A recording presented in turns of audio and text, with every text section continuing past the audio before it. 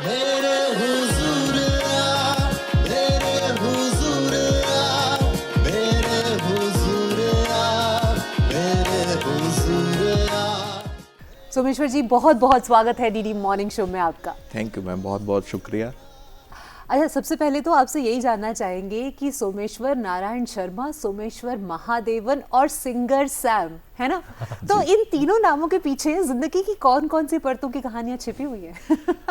बिल्कुल मैम, पहले मैं बहुत शुक्रगुजार हूँ डीडी नेशनल चैनल का। और बेसिकली मैम होता क्या है कि एक श्लोक है, अध्याय 2 से 47वां श्लोक, उसने मुझे थाम रखा है कि कर्मण्येवाधिकारस्ते मा फलेषु कदाचन माँ कर्मफल हेतुर्भु माते संगोस्त्व कर्मणि। मतलब एक आर्टिस्ट का हमेशा एक दायित्व रहता है कि उसका एक अधिकार है कि वो अपना कर्म करता रहे, रियाज करता रहे। वो फिर गिरता है, फिर उठता है, फिर गिरता है, फिर उठता है। तो मेरा भी एक ऐसा जर्नी रहा है जिसमें मैंने बहुत स्ट्रगल किया है लाइफ में। और सबसे बड़ी बात ये रही है कि मेरे जो गुरु रहे हैं उनका एक गुरु का दिया हुआ नाम था सोमेश्वर महादेवन। अच्छा। जिससे मुझे वो सोमेश्वर महादेवन पड़ा। हाँ। तो हमने एक गुरु का सत्कार करने के लिए, क्योंकि गुरु का आशीर्वाद जरूरी होता है कलाकार को आगे बढ़ने के लिए, तो वो एक मैंने रख रखा है। और सिंगर सैम मेरा एक ऐसा रहा है कि मैं मॉडलिंग भी किया करता था अपने टाइम में। तो वो एक singer actor model is Sam, SAM। ओह अच्छा, singer actor model, oh my God, it was an acronym, मैंने तो कभी सोचा ही नहीं था। क्या बात है, मतलब इतनी सारी प्रतिभाएं ईश्वर ने एक ही इंसान में भर के दे दी हैं, है ना?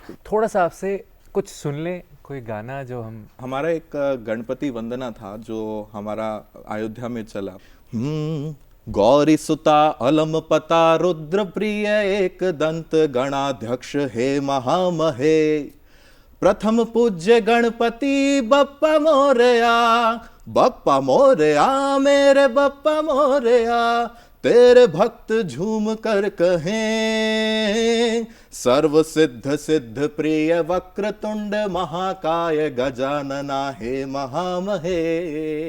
क्या बात है, गणेश जी की वंदना के साथ, है ना, जो प्रथम वंदन है, उनसे जब हमने शुरुआत कर ही ली है तो बस ये बातचीत जो है वो बहुत ही खूबसूरत होने वाली है। बिल्कुल। आप राजस्थान से हैं, एक रॉयल आवाज़ है आपकी। तो ये राजस्थान से जो आप एक बैकग्राउंड लेके आते हैं, ये आपकी जर्नी में कैसे इसने आपको हेल्प किया? बिल्कुल, क्योंकि जननी जन्म भूमश्च स्वर्गादपि गरीयसी, क्योंकि मैं एक राजस्थानी कलाकार हूँ और राजस्थान की मिट्टी के लिए समर्पित हूँ। राजस्थान से हूँ, सरदार शहर चूरू से। और बाद में मैं बीकानेर में शिफ्ट हो गया, जहाँ से हमारी अल्लाह जिलाबाई थी। मैं मांड कल्चर के लिए बहुत काम कर रहा हूँ। एक लोकल फोक है वहाँ का, बहुत ही सुनहरा है। इसके बारे में और बात करेंगे, लेकिन जब आपने बात की ही है तो कोई एक लोकगीत भी हो जाए। बिल्कुल बिल्कुल। केसरिया बालम आवो नी, पधारो म्हारे देश रे, पधारो म्हारे देश, भूरी भूरी रेत काजी, टीबा अंत ना पार, भूरी भूरी रेत काजी, टीबा अंत ना पार,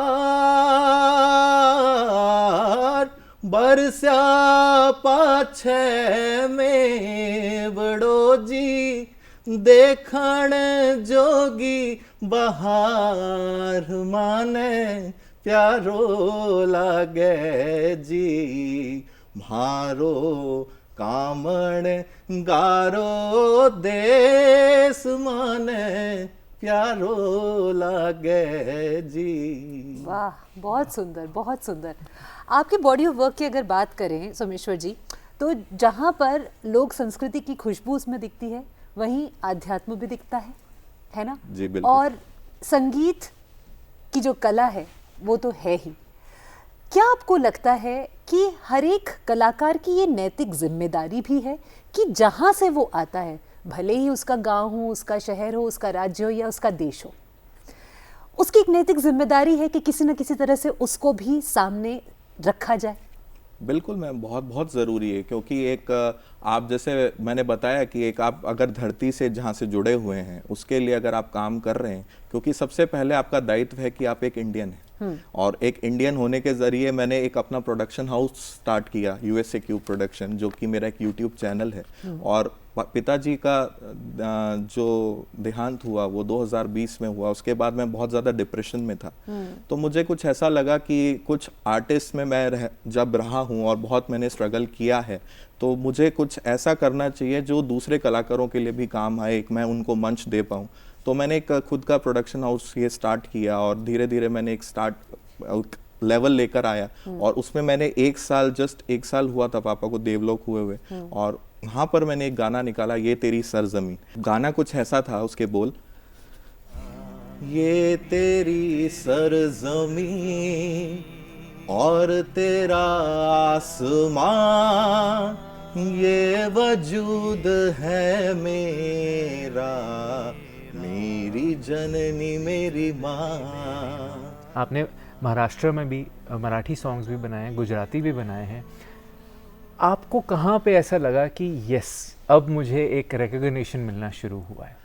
बिल्कुल, देखिए, क्योंकि मेरा जो मैंने आपको बताया कि मेरा एक जर्नी ऐसा रहा कि मैं इंस्पायर हुआ कि भाई एक इंडियन सॉन्ग पहले निकाला जाए, और धीरे धीरे फिर इंडिया के सारे स्टेट्स को कवर करा जाए। मुझे एक फ़ख्र महसूस होता है कि राजस्थान की मिट्टी से अगर मैं हूँ तो, कि मुझे हर स्टेट के लिए काम करना चाहिए, कि जो मैंने कहा लोक कला है, जहाँ की अलग अलग फोक कल्चर है। जैसे महाराष्ट्र पे मैंने ये जो गजानना हे महामय, वहाँ पे गणेश चतुर्थी बहुत धूमधाम से मनाया जाता है, तो वहाँ की ड्रेसेस पहन के वहाँ का कल्चर दिखा, तो वो बहुत अच्छा था। उसके बाद मैंने रिलीज़ किया एक गुजराती गरबा रचालो। फिर मेरा एक हैप्पी न्यू ईयर सॉन्ग आया है जिसमें मुझे best playback singer male award मिला, क्योंकि एक राजस्थान इंटरनेशनल फिल्म फेस्टिवल का एक अवार्ड होता है, वो मुझे मिला, और वो थिएटर स्क्रीन्स पर चला। तब मुझे थोड़ा लगा कि यार ये कल्चर का जो काम जो मैं कर रहा हूँ वो बहुत अच्छा है, और उसमें मुझे मज़ा आने लगा। कई बार क्या कोई ऐसा एक डिलेमा भी होता है, बिकॉज जब आप बॉलीवुड में भी हैं तो बॉलीवुड की अपनी एक मांग है ना, और दूसरा आप एक निर्माता भी हैं, और आपने माँ शाकंभरी और उसके अलावा जुडिशियल कस्टडी जैसी फिल्में बनाई, तो जो कभी ऐसा भी हो सकता है कि आपको ऐसा लगता हो कि अरे शायद ये चलेगी नहीं, लेकिन फिर दूसरा मन कहता है कि नहीं, कलाकार की एक अपनी जिम्मेदारी है जो मुझे इन फिल्मों के द्वारा पूरी करनी है। तो does that ever happen to you? बिल्कुल मैम, ये ऐसा होता है कि एक जैसे अभी मेरी जुडिशियल कस्टडी आई, वहाँ पे मेरा उसमें एक प्लेबैक सॉन्ग था, वजह मत ढूंढ ए दिल बेवजह मुस्कुराया कर। तो एक वो बहुत ही प्यारा सॉन्ग था, मुझे नहीं पता था कि वो एक टाइटल सॉन्ग है। सबसे बड़ी मैटर ये करता है कि अगर आप कुछ भी चीज़ कंटेंट प्रोड्यूस कर रहे हैं तो वो एक क्रिएटिव भी हो और एक मीनिंगफुल हो। आज अगर यूथ अगर काम कर रहा है तो वो सिर्फ मैं चाहता हूँ कि एक ऐसे वायरल कंटेंट पे काम करे जिसमें कोई मैसेज भी हो और यूथ एक अच्छा उसको मैसेज भी मिले, ताकि वो एक अच्छे डायरेक्शन में चले। आपने यूथ की बात करी, पहले तो मैं बताना चाहता हूँ 20 मिलियन फॉलोअर्स, तो यूथ के लिए कोई गाना, रैप और समथिंग जो आपने लिखा? बिल्कुल, देखिए मैं एक आर्टिस्ट हूँ, तो मैंने कोशिश भी करी, एक पंजाबी रैप सॉन्ग मैंने बनाया जिसमें मेरे साथ बड़ा एक अलग सी एक उसमें स्टोरी रही कि मेरी जो कार थी वो एक वर्कशॉप में ब्रेक डाउन हो गई थी, मैं उसको लेकर गया, उसमें 8 घंटे मुझे वेट करना था। तो मुझे लगा कि कुछ ऐसा होना चाहिए कि उसमें कि आप एक गाना आपको सुन रहा है जहाँ पे अरिजीत सिंह साहब गा रहे हैं, एक दूसरा गाना चल रहा है जिसमें एक अरेबिक सॉन्ग पे कोई मैकेनिक गाना सुन रहा है, तो उसमें एक मिक्सचर करके एक मेरे माइंड में बड़ी क्रिएटिव ट्यून आई। वहां पर मैंने बताया, तनु देख के दिल ये बीट करे, लगती तू मुझको स्वीट परे, तनु फिकर नहीं मेरे प्यार दी, मैनू करती रहंदी परेशान तू। तो एक इस टाइप का एक मैंने रैप सॉन्ग लिखा, वो बहुत ही अलग रैप सॉन्ग था, लेकिन वो यूथ को पसंद आया। कभी कभी ऐसा भी होता है कि आपको लगता है कि भाग्य भी बड़ा साथ देती है, मतलब रियलिटी शोज में जाना, कुछ रियलिटी शोज में पार न कर पाना उस दहलीज को, है ना, और उसके बाद एक को जीत लेना। तो what do you think, what is the most important thing in life? Is it destiny or is it hard work? हमने भी एक रियलिटी शोज में कईयों में पार्ट लिया है और हम भी 16-16 घंटे तक लाइनों में खड़े हुए हैं जहाँ पे हमने आंधी, बारिश, तूफान, धूप सबका सामना किया है और फिर आपको एक परफॉर्मेंस आपको देनी होती है वहाँ पे जब तक आपकी कोई एनर्जी नहीं बचती है और आपको एक ऐसा काम भी करना है जहाँ पे आपको अपना बेस्ट देना है और आपको आगे आपकी जो भी सपना है आपको पूरा करना है। तो मुश्किल तो बहुत होता है क्योंकि आप अगर काम कर रहे हैं किसी भी चीज को करने के, लेकिन हाँ आपका एक पेशेंस भी टेस्ट किया जाता है रियलिटी शोज में, तो कहीं ना कहीं मैं कहता हूँ कि वो मेहनत तो बहुत होती है। तो मैं यही कहना चाहूंगा कि आज अगर युवा पीढ़ी आगे बढ़ रही है तो वो कुछ सीख कर आगे बढ़े, किसी से सीख कर आगे बढ़े तो वो ज्यादा अच्छा है। वो किसी से इंस्पायर हो बजाय उससे कंपैरिजन करने के लिए, तो वो मुझे ज्यादा बिल्कुल अपने फाउंडेशंस को स्ट्रॉन्ग करने पे बहुत ज्यादा काम करना जरूरी है क्योंकि एक बार फाउंडेशन स्ट्रॉन्ग हो गया फिर तो इमारत बन ही जाएगी। बिल्कुल कोई रोक नहीं सकता उस इमारत को बनने से। बिल्कुल आपने ये बात छेड़ ही दी है, तो एक इसे मैं ये कहूँगा कि जितना भी आज की डेट में एक सिंगर बनना चाहता है, ठीक है, और आज तो मंच भी हमारे पास कितना बेटर है, यूट्यूब है हमारे पास, इंस्टाग्राम है, तो आज आप इस टेक्नोलॉजी को यूज़ करके क्या आप नई पीढ़ी को बताना चाहेंगे कि कैसे वो बढ़ सकते हैं, बन सकते हैं, अपना एक मकाम हासिल कर सकते हैं? मैं ये बोलता हूँ कि आप किसी से एक्सपेक्टेशंस मत करिए, क्योंकि आप अगर किसी से एक्सपेक्टेशंस कर रहे हैं और आप अपना खुद का काम कर रहे हैं और आपको लग रहा है कि यार मुझे तो वो मैं करना चाह रहा हूँ वो मुझे कुछ मिल ही नहीं रहा है, तो वो चीज़ें कहीं ना कहीं मैंने बताया कि वो मैं स्टार्टिंग से ही कह रहा हूँ कि फल की इच्छा मत कर, आप कर्म किए जाओ। क्योंकि आज की तारीख में युवा पीढ़ी बहुत जल्दी, मैंने बताया, रातों रात सुपरस्टार बनना चाहती है, जो कि वो एक संभव नहीं है। क्योंकि हमने भी सीखा है, हमने भी अलग अलग घाट घाट का पानी पिया है। क्योंकि मेरे father being a government servant, government doctor थे वो, यूम नारायण शर्मा, जो कि मेरे प्रथम गुरु रहे हैं और उनसे हमने बहुत कुछ सीखा। क्योंकि हमने कुछ सीख कर उनसे ये पूछा कि फादर हम इस लाइन में जाना चाहते हैं, क्योंकि वो तो डॉक्टर थे, सब एजुकेशन फील्ड में रहे हैं हमारे घर पे।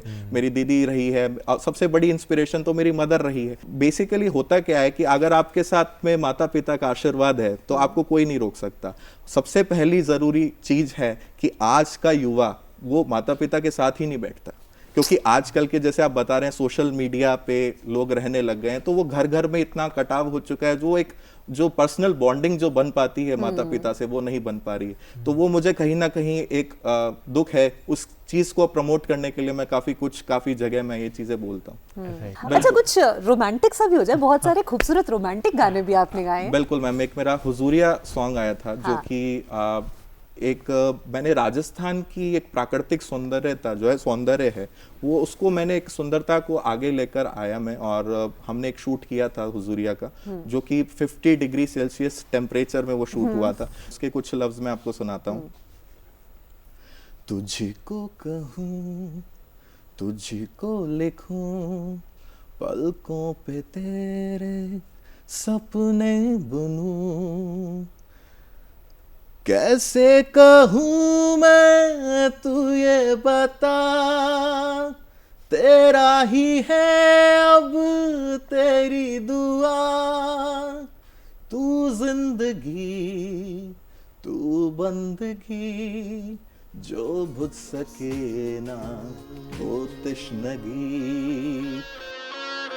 मेरे हुजूर आ, मेरे हुजूर आ, मेरे हुजूर आ, मेरे हुजूर आ, मेरे हुजूर आ, मेरे हुजूर आ। बहुत सुंदर, वाओ। और इसके बाद कितने आपकी फीमेल फैंस बन गई हैं? नहीं, देखिए एक्चुअल में देखो, आज मैं वो चीज़ पे भी आता हूँ, क्योंकि जो यूथ है, जैसे मैंने बताया, किसी भी स्टार को देखता है या किसी भी सेलिब्रिटी को देखता है तो वो उसको फॉलो करने लग जाता है। तो हमें भी काफ़ी फॉलो किया जाता है, काफ़ी हमें मैसेजेस आते हैं, सोशल मीडिया पे भी हमारी कई चीज़ें होती हैं। लेकिन सबसे बड़ी बात है, मैं किसी को भी मिलता हूँ तो मैं कहता हूँ कि प्लीज़ आप कुछ अच्छा काम करें, क्योंकि देखो आज फैन फॉलोइंग तो बहुत ज़रूरी है, लेकिन आप अगर सबको एक अच्छे डायरेक्शन में लेके जाओ ना, तो ऐसे लोग बहुत कम। अच्छा, एक बात बताइए, हम सभी जब बचपन से लेकर अब तक बहुत सारे हमने फिल्मी गाने सुने है ना, और उन पर ही एक तरह से हमारे अंदर के जो कलाकार है ना वो उन्हीं पर बने हैं, है ना। आपके कौन आइडियल्स रहे हैं, और कोई एक ऐसा गाना कि जब आंख बंद करके आप आराम से शाम को लेटे हो तो वो गाना ना बिल्कुल ऐसे लूप में बजता है आपके दिमाग में? बिल्कुल, मेरा फेवरेट सॉन्ग, जैसे मैंने बताया कि एक आइडल मेरे रहे हैं किशोर दा, तो मेरा जो एक फेवरेट सॉन्ग रहा है, जैसे आप बताया कि किशोर दा जैसे हैं, तो उनका एक बहुत ही, मैं हर जगह गाता हूँ वो गाना, तो बहुत ही प्यारा सॉन्ग है। भंवरे की गुंजन है मेरा दिल, कब से संभाले रखा है दिल, तेरे लिए तेरे लिए तेरे लिए तेरे लिए, मुझे कब से थी प्यार की जुस्तजू, मेरी जिंदगानी में है तू ही तू, मैं आया हूँ दुनिया में तेरे लिए, मेरे दिल में झूमे तेरी आरज़ू, भंवरे की गुंजन है मेरा दिल, कब से संभाले रखा है दिल, तेरे लिए तेरे लिए तेरे लिए, आप सबके लिए। क्या बात है। चलते चलते ना अयोध्या जी में जो आपका गीत जो है वो सुपर हिट रहा, उस गीत के कुछ शब्दों के साथ अगर हम अंत करें तो। बिल्कुल मैम, तो एक अयोध्या का गाना था, अवध में आज दिवाली है, उसका भी बड़ा रोचक किस्सा रहा है, तो वो भी मेरे मामा ने लिखा था। और सबसे बड़ी बात यह रही कि उन्होंने जो भी चीज़ें लिखी हैं मेरे लिए, वो सिर्फ मुझे एक सपोर्ट करने के लिए लिखा, क्योंकि पापा थे नहीं। मैंने बोला कि मामा मुझे कुछ ना कुछ एक ऐसा चीज़ करनी है, कुछ हटके करनी है, तो बहुत उन्होंने मुझे काफ़ी साथ दिया। और उनका एक गाना था अवध में आज दिवाली है, वो उन्होंने लिखा, मैंने उनको धुन बना के भेजी और धुन पे उन्होंने वो लिरिक्स लिख डाली। अच्छा। और वो मैंने कंपोज किया, उसको थोड़ा रिफ्रेश करके और थोड़ा उसको मीटर में लिरिक्स को डाल के वो मैंने रिलीज किया, और मुझे नहीं पता था वो अयोध्या में चला, और वो अयोध्या में चल के बहुत हमें एक यू टर्न मिला, मेरी एक लाइफ का बहुत बड़ा यू टर्न था, क्योंकि जहाँ पर कोई भी सेलिब्रिटी नहीं था, वो राम जी का आशीर्वाद था, वहां पर मैं पहुंचा। प्रभु की सवारी आज अवध में पधारी, दीप जलाओ और करो रे तैयारी, दीप जलाओ और करो रे तैयारी, महल दो महलों से झांके नर नारी।